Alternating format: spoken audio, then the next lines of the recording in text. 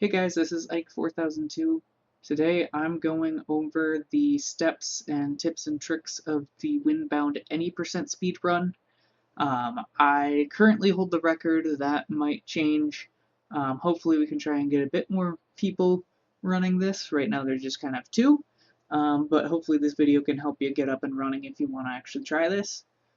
So if you haven't played the game normally yet and just gone through the normal story mode, I highly recommend doing that first. It's a fun game, it's a good story, it's worth at least one playthrough. So the basic setup, this is on PC. I don't know the pathing for Mac, but how you're going to have to do this to reset your save, because you're going to need to reset a lot. You want to turn off any cloud sync with either Epic Games or in Steam, because we're going to be constantly dropping in the folder that's just our save state whenever we restart our run. For PC, it's going to be under the C drive in the users folder, whichever one you are, app data, local low, 5Live Studios, and then in that Windbound folder. The one you want to copy is the folder called saves, and when you drop it in, it has to be that same name. So I have a bunch of different boats that I've been trying, and I save them in their individual folders with a name, and inside those it's that same folder that just says saves. One thing to keep in mind, there is a procgen folder that is going to have every world you have ever loaded. So if it can get backed up. I found if things are starting to take a lot longer to load, clearing that out from time to time can help with the game's load time when it's building a new world. So a thing I realized after recording, I would highly recommend just pinning that Windbound folder right to your quick access so you don't have to go through and find it every time. Let's go into some settings that will definitely help with your run. So if we go in here, it's going to be under quality. So what you want to do is you want to make sure that depth of field is turned off.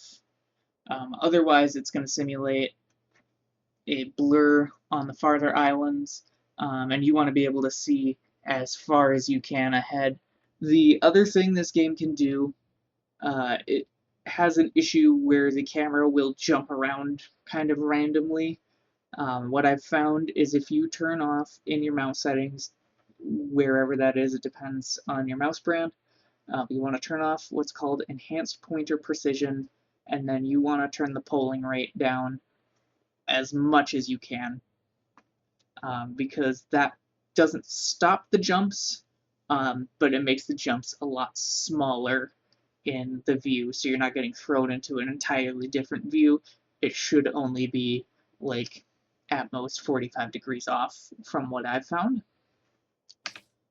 So let's get into it. In here, there's going to be a scene here, but if you hold E from the menu, it actually skips that completely. So once you hit New Game Plus, just start holding E and it'll load you in quicker.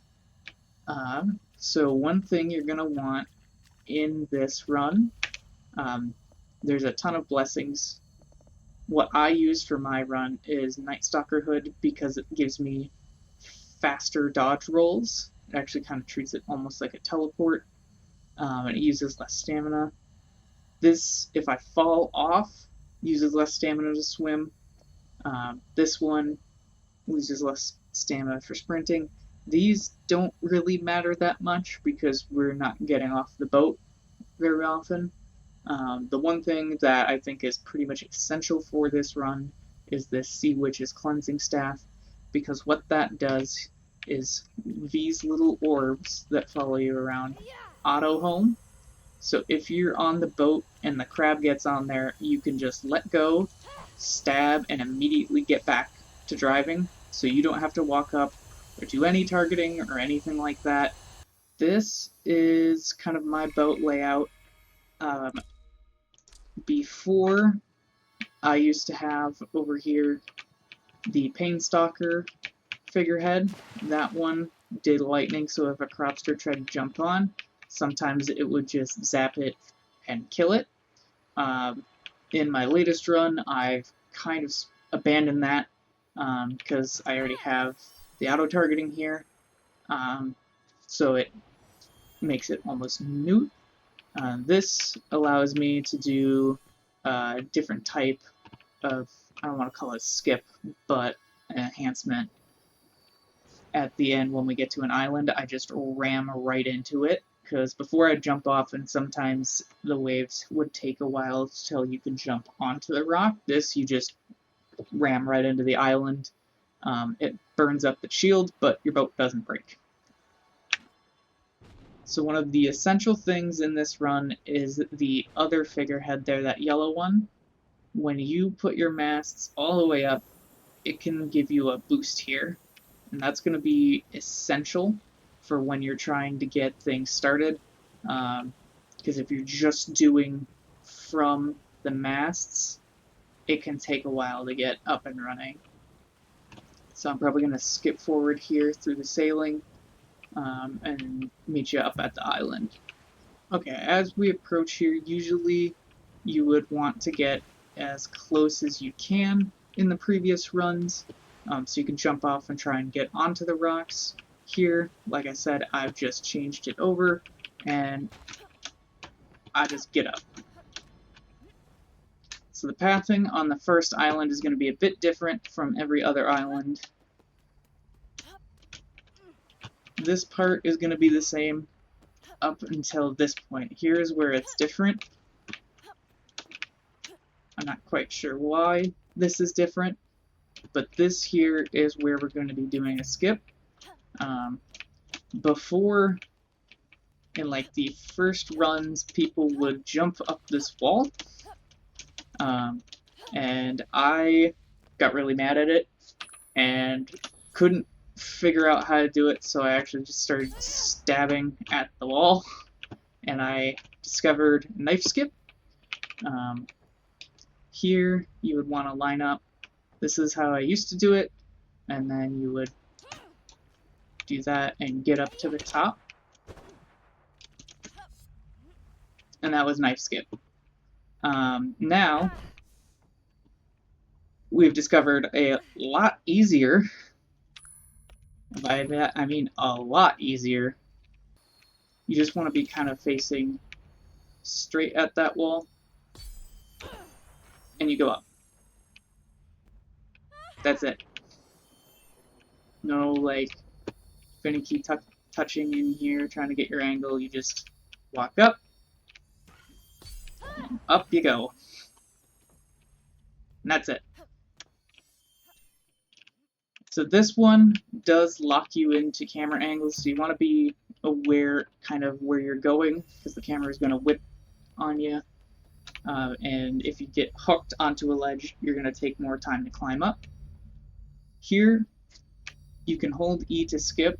If you keep holding E through, it'll actually just keep the skip going. When you get to these rooms, this is kind of offset, so the first one, it puts your camera right here.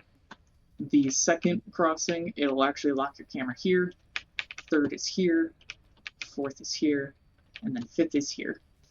So usually I do left, left.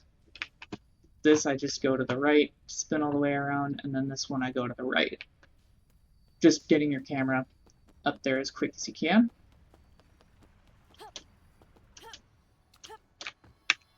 And then this crossing room is the one that stays the same.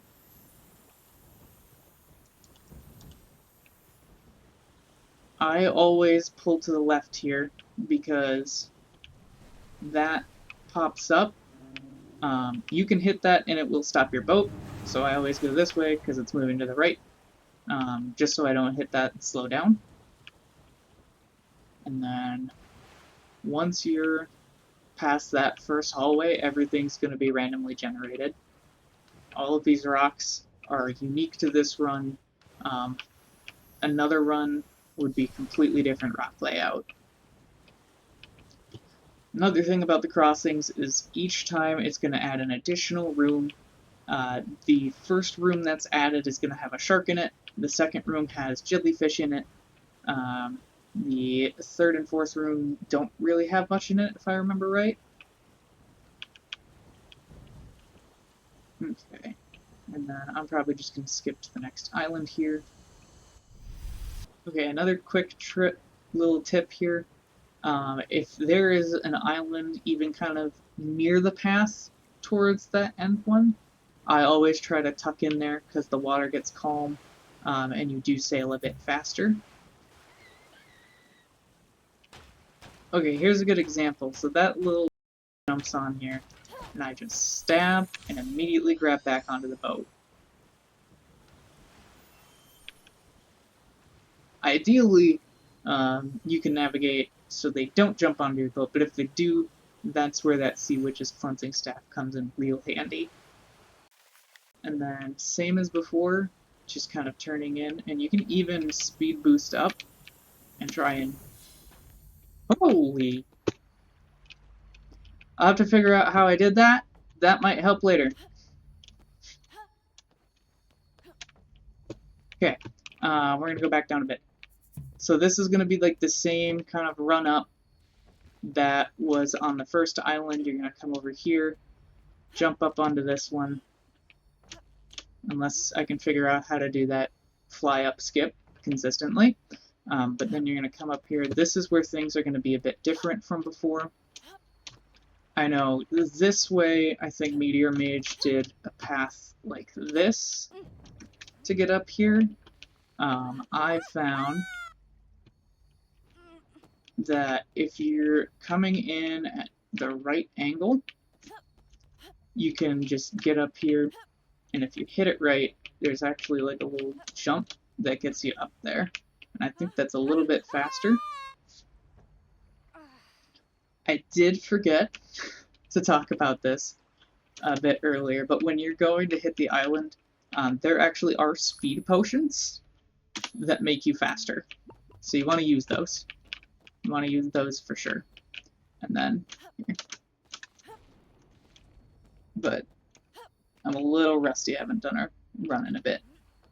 So before I knew about lunge attack, this used to be really tricky, trying to get an angle, and then you do it at the last second, and then you could jump off. But same as on the first island, that lunge attack really changes everything in this run. So you can be just kind of like even remotely the right angle. And then this one, it's not going to lock your camera in. It's just that first one. But here, yep, same thing. You just hold E, go through, and this is where you're going to see that it locks your camera to the next one. And it's just going to do that each time, one more to the right for each crossing you do. Every island past that second one is always going to look and path exactly the same as that second one. The first one is the only one that's a bit different. So other than that, that's pretty much the run. One thing I do is if I load in and there's a straight-on headwind in either the first or the second area, I just reset. Because that's going to really slow you down and eat up your time, and it's not really worth it trying to make it up in the back half. I usually just reset and start over because there you're only losing about 5 minutes. If you want to give it a run, go for it. It's not that hard now, especially with that lunge attack spear skip. I am going to upload this save file to the speedrunning page because this is the most recent run. This might not be the best boat design, I'm not sure. This is just the best that I've found so far. The previous one was made of wood. I found bamboo is faster. It's a lot more prone to tip. It's a lot trickier to sail in, but if you can manage it and not dip, this does go faster and it shaves off some time. There's actually a really useful tool, just kind of to mess around.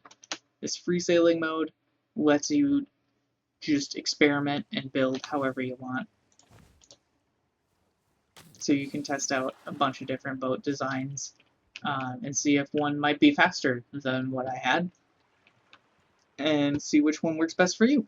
Have a great day. Happy running!